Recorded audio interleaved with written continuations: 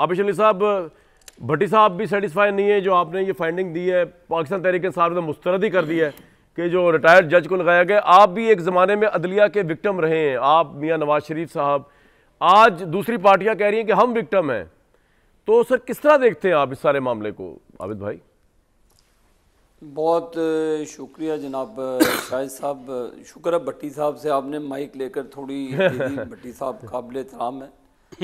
भट्टी साहब ने बड़ी अच्छी बातें की। काश ये भट्टी साहब उस वक्त बात कर लेते जब अरशद मलिक साहब चीख रहे थे कि नवाज शरीफ के ख़िलाफ़ दबाव के साथ मेरे से फ़ैसला लिया गया। काश भट्टी साहब उस वक्त टीवी पर आकर बोलते जब शौकत सदीकी साहब चीख रहे थे, जब शौकत सदीकी साहब बाहर में जाके कह रहे थे कि जी मेरे पास जनरल फैज़ हमीद आए, मुझे कह रहे थे कि जी कि हमारी 2 साल की मेहनत ज़ाया हो जाएगी। भट्टी साहब काश आप उस वक्त ये बोल लेते, काश आप उस वक्त ये चार्जशीट की बात करते, काश आप बात करते उस वक्त जब नवाज शरीफ को उसकी बेटी के मरियम नवाज को उसकी बेटी के उसके वालिद के सामने अदालत जेल के अंदर हथकड़ी लगाई। काश आप उस वक्त बोलते जब जस्टिस सदीकी साहब को फारिग कर दिया गया। काश आप उस वक्त जुडिशरी के इन जजेस को जगाते जो उस वक्त चुप करके बैठे रहे। ये उस वक्त तो इतने डरते थे कि ये जस्टिस सदीकी साहब की बेटी की शादी तक पे नहीं गए, ये उनके टेलीफोन सुनने से इनकारी थे।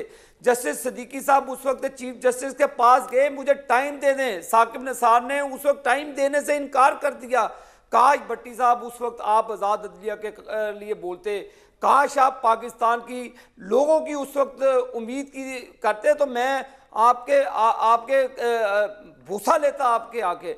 भट्टी साहब अतार के लौंडे से दुआ ली गई उस वक्त जब गुड टू सी यू कहा गया, उतार के लौंडे को उस वक्त रिलीफ दिया गया जब आपने मतहत अदलिया को कहा कि गुड टू सी यू कह के जजेस का गेट खोला गया इमरान खान के लिए। आप काश बोल पड़ते भट्टी साहब, बोलते आपको किसने रोका था? नहीं पर्चा होना था आप पे। हम आज़ाद अदलिया के बेहद एहतराम करते हैं, मैं बिल्कुल इस चीज़ों के खिलाफ बोलना चाहिए था।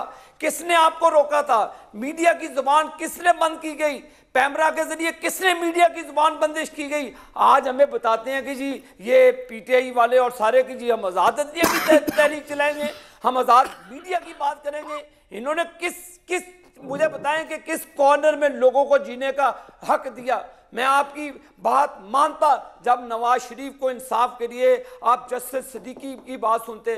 मैं भट्टी साहब बिल्कुल आपकी बात मानता जब मरहूम अरशद मलिक रो के कह रहा था कि मुझसे फैसले। आबिद भाई अब तो रिपीट हो रहा है, बात यह है कि तहरीक इंसाफ ने भी रद्द कर दिया है इस कमीशन को। वो तहरीक चला रहे हैं वुकला की, मेरे भाई वुकला की तहरीक ने पहले भी खुशोखाशात की तरह बहा दिया था।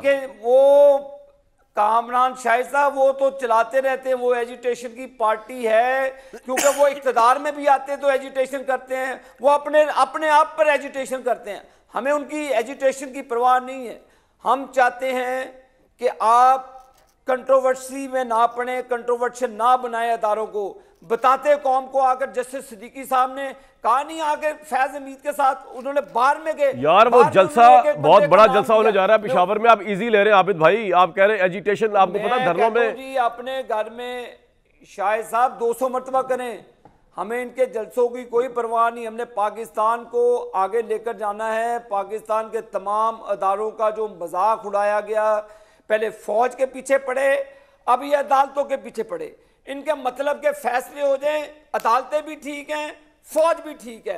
अगर जनरल फैज हमीद सेनेट का इलेक्शन करा के दें, इनके लिए एस्टैब्लिशमेंट काबिल कबूल है। अगर ये जनरल फैज हमीद के जरिए तमाम काम करे बकौल इमरान खान के, तो ये फौज को जिंदाबाद कहते हैं। नहीं तो ये शोहदा की यादों का मजाक उड़ाते हैं, ये जुना हाउस पे जाके हमले करते हैं। ये 9 मई का वाकया भी किसी को भूला नहीं है कामरान शाहिद साहब। जी। मैं इनको कहता हूं कि भट्टी साहब मेहरबानी करके उन लोगों को बताते, उनका जमीर जगाते कि किधर सर आपका पॉइंट आ गया, आपको पुकार रहा आबिद भाई पॉइंट आ गया आपका, के लिए खड़े होते। कामरान भाई इस जवाब मैं जरा अजहर सिद्दीक साहब का ले लूं पॉइंट व्यू, या आप कहना चाहेंगे भट्टी साहब? ना मेरा अच्छा बोले जी भट्टी साहब बोले। अदर साहब बहुत वार्म वेलकम। आना आपने स्टूडियो में था, आप डिच करा गए, लेकिन चले कोई बात नहीं, हमें आप गाड़ी में भी कबूल है इस वक्त स्काइप पे, कोई मसला नहीं, आ रहा हूँ आपके पास। जी भट्टी साहब फरमाइए। भट्टी साहब जवाब देने में आता हूँ।